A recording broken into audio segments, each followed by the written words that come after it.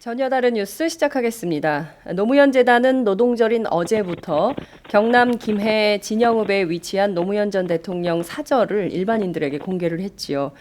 퇴임 당시 조선일보 등 보수 언론으로부터 아방궁 논란을 빚은 바 있는 사저에 직접 가본 시민들의 반응은 어땠을까요? 오늘은 직접 현장에 다녀온 오마이뉴스 지역공동체부 윤성효 기자를 전화로 연결해서 자세한 소식 듣도록 하겠습니다. 윤 기자 나와 계신가요? 네, 안녕하십니까? 네, 오랜만에 뵙겠습니다. 예, 예, 자주 좀 나와주세요. 예. 네. 자, 노무현 전 대통령 사저 언제 다녀오셨어요? 예, 어제가 첫 일반 공개를 이제 관람하고 왔는데요. 네. 그 사전은 노무현 전 대통령 퇴임하던 해인 2008년 3월에 이제 완공을 했습니다. 그동안 일반에 이제 개방한 적은 없었고요. 네. 이전에 한번 노무현 재단 회원들한테만 개방을 했던 적이 있습니다. 아하. 일반 개방은 어제가 처음이었고요. 일반 개방하기에 앞서서 이제 언론사 취재 기자들한테 이제 먼저 개방을 했던 겁니다. 그렇군요. 언론사 기자들의 반응은 좀 어땠고 또 일반인들의 반응은 어땠는지 좀 궁금한데요. 하나하나 좀 살펴보도록 하지요. 우선 이 사저 공개를 이번에 처음 한 것이라고 했는데 그럼 매일 공개가 되는 겁니까? 아닙니다. 그 노무현 재단은 5월 한 달 동안 주말마다 공개를 하기로 했고요. 이번 달이 그 노무현 전 대통령 서거 7주기가 되는 달인데요. 거기에 맞춰서 개방을 한다 그런 겁니다. 앞으로 뭐 계속 개방할 계획이긴 합니다만은 네. 5월 한 달 동안 그 주말마다 공개한 뒤에 보안 과정을 거쳐가지고 조만간 이제 완전 개방한다 이런 계획입니다. 그렇군요. 저희가 좀 궁금한 게 그 5월 한 달 동안만 주말에 한정해서 일단 우선 공개를 하는 이런 것인데 신청자 현황은 좀 어떻습니까? 많은 시민들이 보기를 원합니까?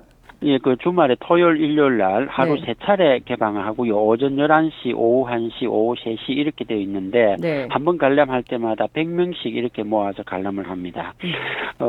공간이 이제 비좁기 때문에 이제 많은 사람들을 한꺼번에 이제 할 수가 없어가지고 이렇게 숫자를 제한한 건데요. 네. 홈페이지 인터넷 접수한 90명하고 현장에서 접수한 10명 이렇게 모아가지고 총 100명으로 관람을 하는데 1차분 그러니까 5월 7일, 8일, 14일, 15일 인터넷 접수는 이미 끝이 났고요.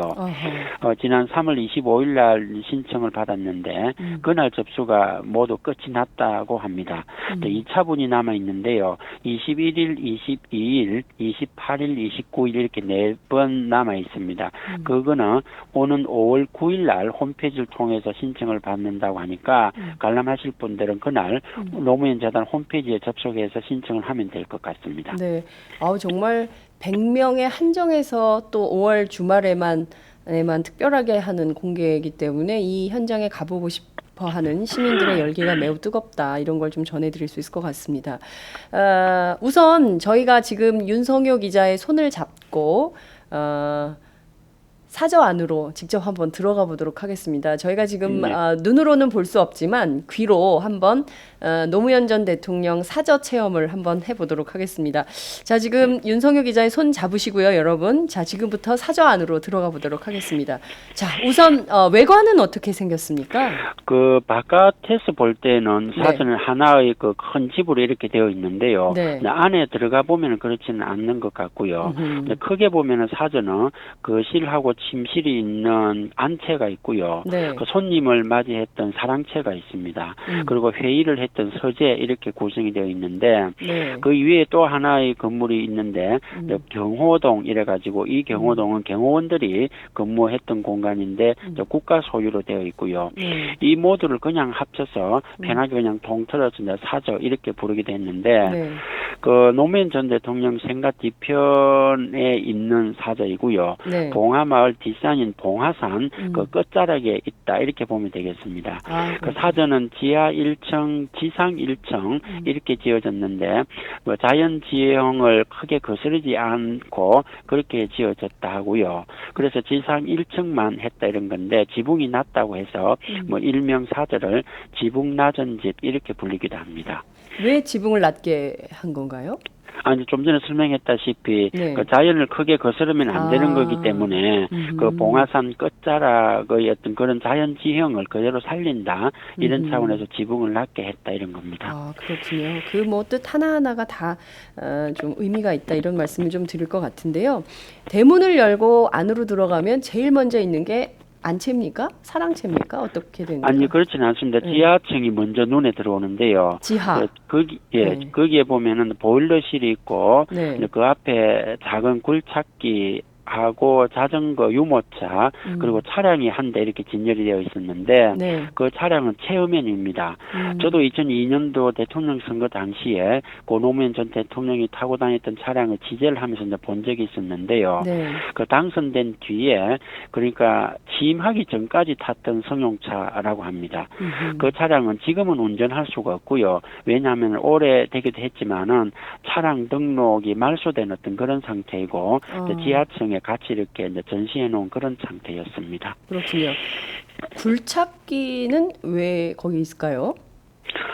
소형 굴착기인데 네. 그 굴착기는 그 고노무현 전 대통령 후원회 회장을 지낸 강금원 회장이 네. 퇴임 이후에 이제 사들였다라고 소개를 받았는데요. 네. 대통령께서 이제 기양하고 난 뒤에 이제 자연농법으로 이제 농사를 지었고 또 마을 청소, 마을 가꾸기 뭐 이런 것들을 하면서 많이 애를 썼었는데 그때 필요했던 장비였다라고 합니다. 그 대통령이 마을과 인근에 있는 그 화포천이라는 그 유명한 습지가 있는데 네. 그런 데를 이제 둘러볼 때 탔던 자전거도 있고 또 손녀를 태우고 같이 탔던 유모차 혹시 그 사진을 보신 네. 분들이 기억이 네. 있을 건데요. 그럼요. 예. 그 유모차도 함께 이렇게 진열이 되어 있었습니다. 네, 그렇군요. 그러니까 그 어찌됐든 그 지하는 차고 비슷한 건가 보네요. 네. 그렇죠? 그래서 뭐 여러 가지 노무현 대통령 타고 다니셨던 자전거부터 유모차 그리고 유모차는 아기를 태운 거겠죠, 손녀? 그리고 굴착기, 자동차 이렇게 있다고 말씀을 해주셨습니다. 굉장히 나무들이 많다고 들었어요. 정원수 어떤 나무들이 있던가요? 어제 관람했을 적에 정원에 그 나무 꽃들이 이제 많았는데요. 네. 뭐 나무는 마치 이제 주인의 손길을 잘 받고 있는 듯 이렇게 잘 자라고 있었습니다. 특히 김해 그 차가 이제 장군차 이렇게 부르는데요. 네. 그 장군차가 뜰에 심어져 있었고 그 이쪽에서 이제 머구나물이라고 합니다만 표준 말로는 머위나물이라고 하는데 그 봄에 이제 나물로 이렇게 머위. 쌉스름, 예, 쌉스름한 어떤 그렇죠. 그런 나물인데 네. 뭐 그게 많이 좀 심어져 있었고 석류라든지 매화 이런 온갖 그 나무들이 이제 자라고 있었습니다. 그 매실나무도 몇 그루 있었는데요. 제법 굵은 열매가 주렁주렁 매달려 있는 어떤 그런 것도 보았고 유일한 기념식수가 하나 있었는데요. 네. 그 4.3 희생자 유족회에서 보내왔던 그 나무인데 산딸나무라고 합니다. 2008년도였는데 고 노무현 전 대통령이 살아생전에 4.3 항쟁과 관계돼서 대통령 차원에서 사과를 하지 않았습니까? 네. 그런데 그것에 고맙다 이런 뜻으로 유족회에서 나무를 보내와가지고 오직 유일하게 그 사저에 있는 유일한 기념식수다 이렇게 보면 되는데요. 네. 그 산딸나무도 잘 자라고 있었고 뭐 소나무도 이제 많이 심어져 있는 그런 상태였고요. 또 하나 그 매화나무가 하나 있었는데요. 네. 노무현 전 대통령이 퇴임하고 난 뒤에 그 진주에 있는 한 농장을 방문했던 적이 있다고 합니다. 네. 그때 많이 이제 관심을 보였던 그 매화나무가 있었는데 그 매화나무 그 주인이, 그러니까 농장 주인이 네. 대통령께서 좋아한다 이래가지고 그 뒤에 이제 사주로 보내가지고 심어놨는데 어제 안내를 했던 오상호 노무현 전 사무처장 이런 설명을 했습니다. 대통령께서 진주 농장을 방문했을 때 관심을 보였던 매화나무인데 농장 주인이 보내와서 심어 놓았긴 했는데 처음에는 잘 자랐는데 대통령께서 서거하고 난 뒤에 뭐 병이 생겼는지 좀 시름시름했다. 그래서 지금은 뭐 치료 중이다 이렇게 소개를 했습니다. 아유, 그게 뭐 나무에 뭐 그 혼백이 있는 건가요? 갑자기 소름이 돋네요. 저도 보니까 그 나무를 보니까 좀 네. 바깥에 이렇게 껍질 부분이 좀 벗겨져 있고 그렇더라고. 그래서 그게 이제 치료 중이기 때문에 네, 그런 네. 조치를 해나간 걸로 보였습니다. 아, 그렇군요. 아니, 그 굉장히 뭐 좀 느낌이 특별합니다. 차고, 정원 이렇게 나무들을 쭉 지나고 나면 그 다음에는 어떤 게 나옵니까? 사랑채가 나옵니까? 예, 사랑채가 있는데요. 네. 그 노 대통령이 손님을 맞이했거나 또 음흠. 가족이나 보좌진들하고 함께 식사를 했던 그런 공간이라고 합니다. 네. 정남향으로 되어 있었고 네. 그 사랑채 안에 들어가니까 좀 천장이 좀 특이했는데요. 네네. 그 안쪽은 좀 좁게 천장이 그 디자인이 돼 있었고 음흠. 바깥쪽으로 갈수록 천장 쪽으로 갈수록 그 천장이 좀 창문이 더 넓게 이렇게 보였습니다. 아. 그게 뭐 착시 효과 이런 것들을 나타내면서 창문 쪽으로 더 가면은 똑같은 크기입니다만은 창이 더 넓어 보이는 어떤 그런 효과를 보았고요. 네. 그 방에서 이제 창문을 통해 보니까 이제 사자바위가 봉화산에서 제일 높은 그 곳에 위치하고 있는데 그 사자바위가 보였고 봉화들녘이 좀 많이 이제 보였습니다. 그리고 또 건너편에 과수원이 보였는데요. 그 과수원은 노 대통령이 어릴 때 그 작은 건물을 지어놓고 공부했던 어떤 그 공간이거든요. 네. 거기도 이제 함께 그 방에서 보였습니다. 그리고 또 사랑채 안에 대통령 취임식 장면이 담긴 사진이 하나 걸려 있었는데요. 네. 그 사진은 한 해외 교포가 취임식장에 초대를 받지 못해가지고 그때 입장은 할 수 없었는데 네. 그 여의도 광장에 높은 그 빌딩에 올라가가지고 촬영했던 사진을 해임 이후에 이제 보내와가지고 이제 거기에 걸어놓았다 이렇게 설명을 들었습니다. 네, 하나하나가 다 역사적 상황이 그대로 이제 전달이 되는 것 같습니다. 그 사랑채 안에 그 사람 사는 세상이라는 액자가 하나 걸려 있다고 들었어요. 예, 그 액자는 고 신영복 선생이 썼던 사람 사는 세상 이런 글자를 새겨진 액자가 네. 그 사랑채에 걸려 있었습니다. 그렇군요. 그 밑에 뭐 손녀가 낙서한 흔적도 그대로 두었다고요? 손녀, 그 고노무현 전 대통령의 손녀인데요. 그러니까 아들 노근호 씨의 딸입니다. 노서은 양인데, 네. 그 사랑채, 그 신영복 선생의 사람 사는 세상 그 액자 바로 밑에 그 손녀가 그때 당시에 낙서해 놓았던 게 이제 그대로 있었는데, 네. 무슨 글자인지는 뭐 알 수가 없는 어떤 그런 뭐 낙서였습니다. 그 노서은 양은 초등학교 2학년 때, 그 또 사주에 있는 그 부엌 창문에 꽃그림하고 함께 할머니 사랑해요 이런 낙서를 해놓았는데요. 네. 지금도 그것을 볼 수가 있었고 그 노 전 대통령이 살아신 전에 손녀를 특별히 사랑하고 아끼고 뭐 이랬던 건데 같이 유모차를 타거나 했던 장면을 사진 아마 기억하시는 분들 많을 건데요. 네. 그때 생각하면서 또 그 낙서 이런 것들을 보고 어제 관람객들이 가슴이 뭉클하다 이런 반응들을 보이기도 했습니다. 그렇군요. 안채는 어떻든가요? 하도 이제 지금까지 설명해 주신 내용을 좀 들어보면 이게 뭐 아방궁하고는 큰 거리가 있는 것 같은데 어쨌든 안채는 좀 어떻게 화려하던가요?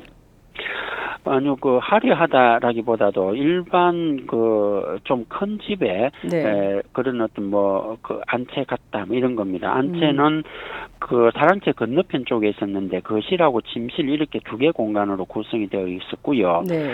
어떻게 보면은 노무현 전 대통령 부부만이 이용할 수 있는 유일한 어떤 그런 공간이 그 안채인 건데 방 하나에 거실 하나 이렇게 되어 있었습니다.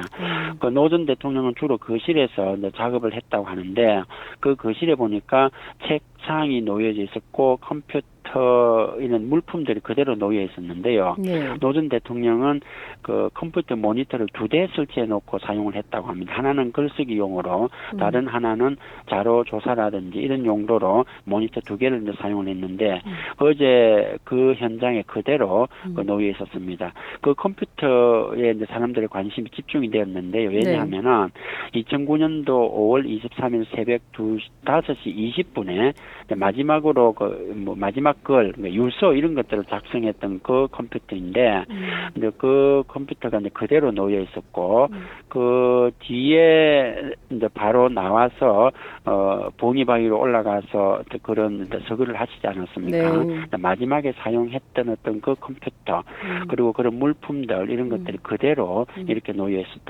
있었던 겁니다. 컴퓨터 저장 하드는 이제 분리해서 이제 별도로 이제 보관을 하고 있고요. 서거하고 난 뒤에 권양숙 여사는 거의 이 책상을 사용하지 않았다라고 합니다. 아, 그렇군요. 그 얘기를 또 이제 들으니까 많은 시민들이 뭉클했다 이런 말씀 전해주셨습니다. 서재는 어떻든가요? 서재는 노 전 대통령이 주로 독서를 하거나 또 집필을 하고 또 퇴임 후에 보좌진들하고 이렇게 토론이나 뭐 회의했던 어떤 그런 공간인데요. 서재는 한 100여 권의 책이 이제 그대로 꽂혀 있었고, 네. 이거는 이 책은 서거하기 직전까지 꽂혀 있었던 책 그대로라고 합니다. 뭐 7년의 시간이 흘렸지만은 서재나 안채 이런 모습들이 7년 전 모습 그대로 보존되어 있다, 이렇게 보면 되겠습니다. 그렇군요.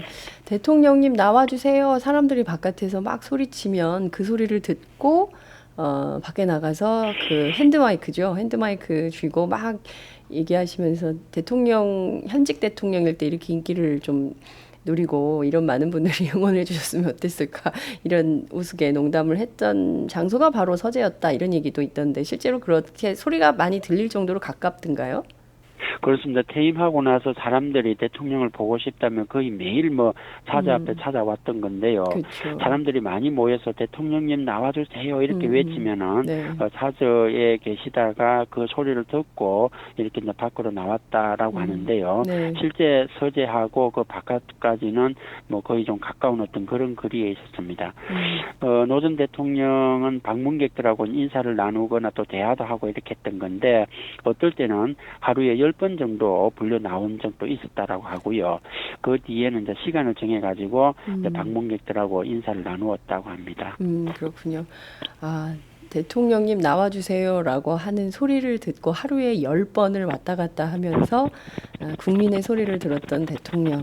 이제는 더 이상 그분을 볼 수 없는 이런 상황이군요.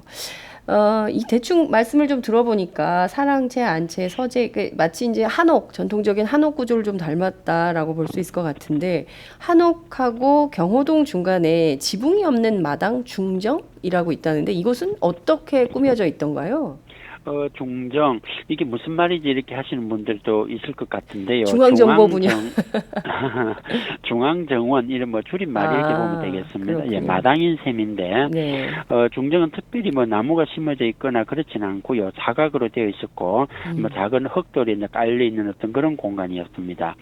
그 사랑채, 안채, 서재, 거기다가 경호동으로 가려고 하면은 이제 신발을 신고 이동을 해야 하는 건데, 그 관람 때 안내를 맡았던 배우 명계남 씨가 어제 그 안내를 맡았었는데요. 이런 이야기를 했습니다. 중정을 지나면서 새소리, 바람소리도 들었다, 이렇게 표현했습니다. 중정을 지나면서 새소리, 바람소리도 들었다, 이런 얘기. 굉장히 뭐 문학적 표현이네요. 그런데 이 사저가 말이죠. 2006년 11월 부지를 처음 매입할 때부터 해서 2008년 3월에 완공될 때까지 끊임없이, 당시 한나라당이죠. 지금은 새누리당이지만 정치인들로부터 또 조중동 같은 보수 언론으로부터 끊임없이 아방궁 논란을 빚었습니다.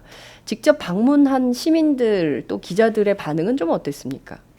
그 아방궁 발언은 그 사저 부지 매입이라든지 사저를 지을 때는 뭐 특별히 나오지 않았고요. 네. 사저를 완공하고 난 뒤에 노 전 대통령이 퇴임하고 나서 그해 2008년도 10월경에 국정감사를 앞두고 네. 당시 한나라당에서 집중적으로 제기를 했고, 그렇게 하면서 이제 그 보수 언론들이 한나라당 주장을 그대로 이제 반영하면서 이제 언론에 보도가 되고 이렇게 했던 건데요. 네. 사저는 대지가 한 1290평 정도이고, 두 개의 이렇게 건물이 되어 있는데, 사저동하고 경호동, 사저동은 한 112평이고요. 경호동은 70평 이렇게 되어 있습니다. 경호동은 국가 소유이기 때문에 사저동만 이렇게 따져야 되는 어떤 그런 부분인데, 네. 그 외관상 하나의 건물로 보이지만은 엄격히 따지면 이렇게 구분되어 있는 어떤 그런 형태이고, 어제 관람객들 이런 이야기를 했습니다. 이전에 한나라당이나 보수 언론에서 아방궁 이렇게 했는데 실제 와서 보니까 그런 느낌은 전혀 들지 않는다. 안채는 거실과 침실로 실제 사적으로 사용할 수 있는 방은 하나밖에 없는 거 아니냐. 그런데 무슨 아방궁이라고 하느냐. 이런 말을 하게 됐습니다. 그랬군요. 현장에서 본 시민들은 전혀 아방궁이 아니다, 이런 게 좀 확인이 된 건데, 말씀하신 대로 2008년 10월이죠. 당시 한나라당 원내대표였던 홍준표 경남지사, 지금은 경남지사죠. 그리고 당시 한나라당 대변인이었던 조윤선 전 청와대 정무수석, 이번에 이제 선거에 나섰다가 경선에서 탈락했는데요. 이분들의 입장도 궁금한데, 이분들은 뭐 방문 계획이나 이런 게 있을까요? 취재가 좀 됐습니까? 그 사저 아방궁 발언은 2008년 10월에 네. 그 당시 새누리당에서 국정감사를 앞두고 언급을 했던 건데요. 그때 당시에 처음으로 이 표현을 썼던 분이 당시 한나라당 원내대표였던 홍준표 의원이었습니다. 네. 그분은 지금 현재 경남도지사로 와 있고요. 네. 당시 무슨 이야기를 했느냐면은 웰빙속 조성은 쌀집불금 파동에 버금가는 혈세 낭비의 대표적인 사례다 이렇게 이야기하면서 김영삼 전 대통령의 상도동 집 앞에는 주차할 데가 없다. 노 전 대통령처럼 아방궁을 지어서 사는 사람은 없다. 이렇게 당시 홍준표 원내대표가 그렇게 이야기를 했던 겁니다. 그리고 그 다음 날 그 조윤선 대변인도 그런 비슷한 어떤 그런 이야기를 하면서 아방궁이라기보다는 노방궁 이렇게 이제 부르기도 했던 겁니다. 그 뒤에 노무현 재단이라든지 그 이쪽에서는 그렇지 않다 이렇게 뭐 사저에는 국고가 한 푼도 들어가지 않았다 이렇게 하면서 사과하라 이렇게 촉구를 하니까 네. 그 뒤에 홍 지사가 또 무슨 이야기를 했냐면은 그때 당시에 진영 쪽에 들어갔던 뭐 웰빙숲이라든지 여러 가지 어떤 사업비 네. 이런 것들 다 포함해서 이제 1,000억 원대다 이렇게 했던 건데요. 그 실제로 들어갔던 그 돈은 네. 사저에는 이제 국고가 한 푼도 들어가지 않았고요. 그 사저 주택, 근데 땅 구입이라든지 또 건물 공사 이런 거는 당시에 노 전 대통령의 개인 돈 그리고 대출된 거 이래가지고 12억 원이 들어갔던 거기 때문에 국고는 사저에 짓는 데는 한 푼도 안 들어갔던 거고 경호동의 경우에는 경호동 터는 노무현 개인 터이고 건물은 그 국가 소유이기 때문에 이제 국가가 지었던 어떤 그런 형태입니다. 그 뒤에 진영 쪽에 이제 돈이 많이 들어갔다 사업비가 많이 들어갔다라고 한 게 뭔 사업이냐면은 네. 그거는 노 전 대통령하고 직접 관계가 없는 거고요.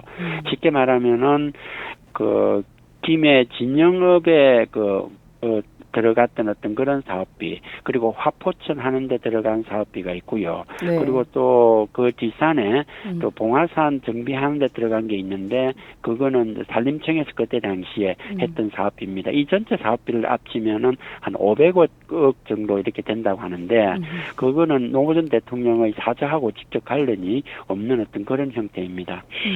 조윤선 전 대변인은 이 부분과 관계돼서 아직까지 사과는 없고요. 네. 홍준표 지사의 경우에도 사과는 지금 현재까지는 없습니다. 그 경남도지사로 내려오고 난 뒤에 봉화마을 한번 이제 방문을 했던 적이 있는데 네. 그게 그 방문했던 게 2014년도 9월 2일이었습니다.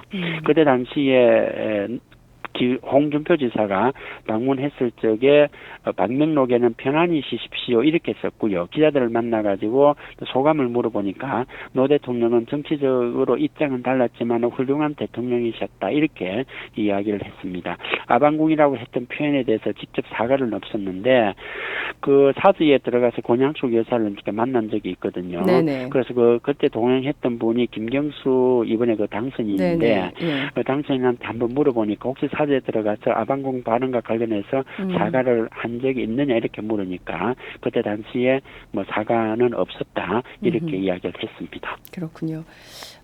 사실 이런 비판이 굉장히 큰 논란을 일으켰던 게 사실입니다. 그럼에도 불구하고 그것이 사실이 아닌 것으로 드러났음에도 여전히 사과하지 않는 두 정치인의 태도를 우리 국민들은 어떻게 받아들일지 지켜보도록 하겠습니다.